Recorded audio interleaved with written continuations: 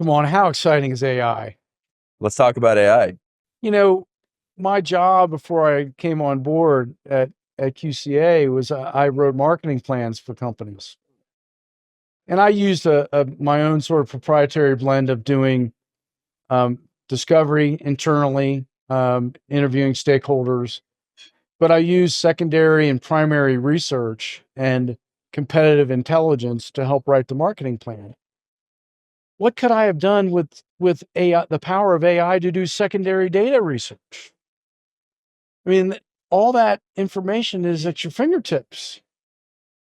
Think about how our angel groups can be using AI to look at what trends are going on in an industry, what's going on with the competitors for any of the companies that we're funding.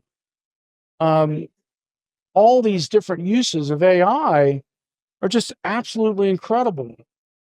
Um, you talk about force multipliers in a group. How much more can you do with much fewer resources? The deal that we recommended to our investors on Monday, every one of the 12 members of that due diligence team were using extensive research on competitors and what's going on in that particular industry vertical. It's just so incredibly exciting. And it's almost a question that you have to ask in screening when you talk to a company. How are you using AI? And if they're not, that's a huge red flag. So I'm just incredibly excited about the advances that have been made there. And it's just so cool, to look at how, you can use Grok or Claude or ChatGPT, Perplexity, and all these different platforms. And that's kind of the next stage of what we're looking at doing. So as executive director, what I'm trying to do, and we have an AI task force. So we are using statements, AI statements on how and when we use AI. So we're very transparent with founders about that. We're going to use a statement like that on our website.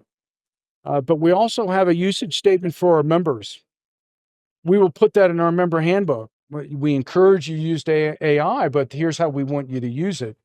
I think that is so important, and something that I think angel groups are really struggling to be thoughtful about. In my experience working with many, is developing and formulating that AI policy along with every other business in the world today. Right. Is everyone's having to articulate this. So I love that you're doing that aggressively for members to help them understand how it fits. As you may have noticed, we are recording this conversation live from the Angel Capital Association Annual Summit.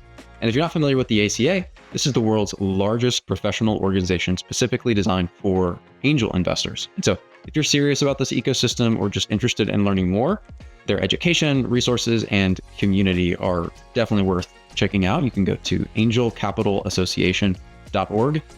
And I got to say, this is our second year recording live in the room, and I had an absolute blast and cannot wait to come back for future years.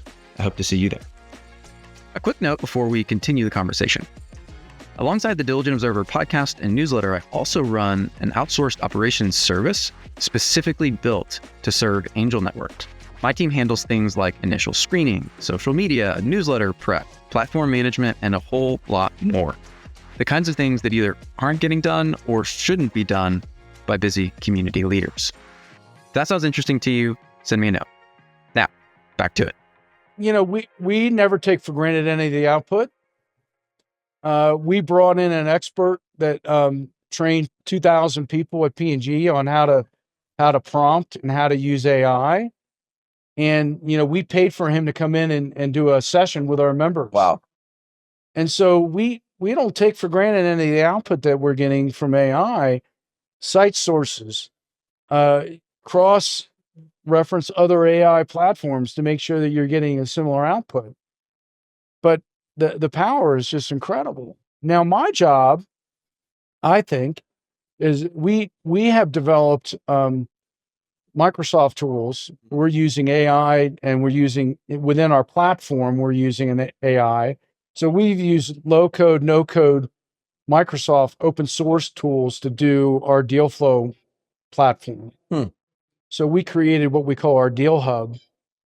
And at the same time, we created a member hub. So we have a bio page for each one of our members, but we have embedded in that skills, expertise, and experience. So now when we get a funding application in and we want to screen that particular company, I have a prompt library that says, what skills, expertise, and experience are required to look at this particular deal?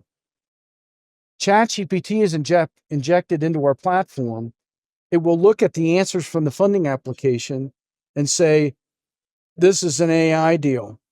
You need expertise in AI. You need expertise in enterprise software, blah, blah, blah. It'll give the requirements. It'll go to the external world and look at what needs to be used. It'll query our member database, and it's a recommendation engine for the top 10 members that have the most relevant experience.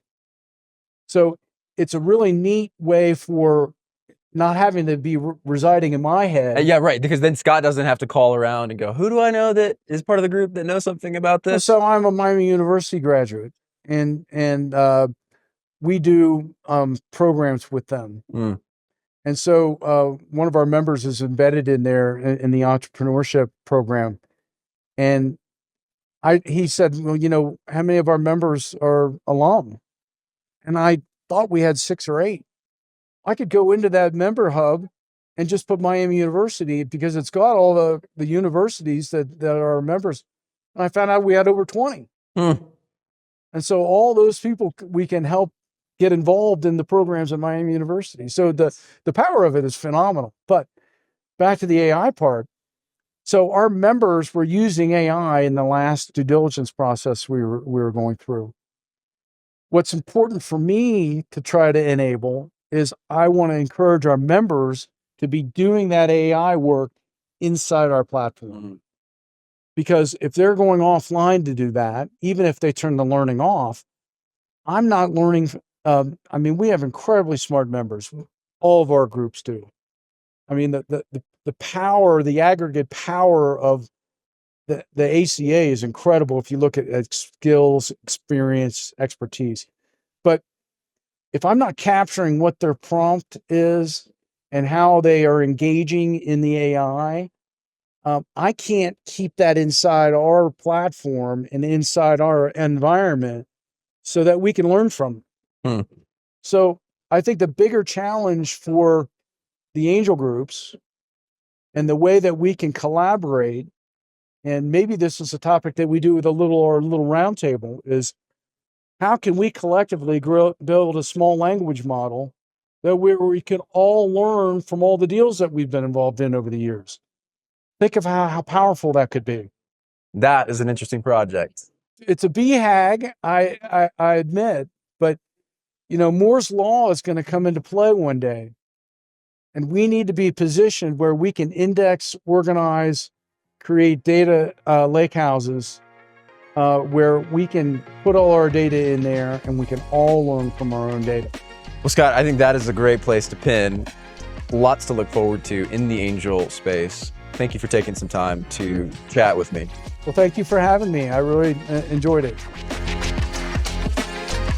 Thanks for listening to this episode of The Diligent Observer. I'm your host, Andrew, and if you're an angel investor looking for essential angel intel in 5 minutes every week, I think you'd enjoy my newsletter. I send my best stuff, interesting deals, and more straight to your inbox so you never miss a thing. Subscribe today at thediligentobserver.com.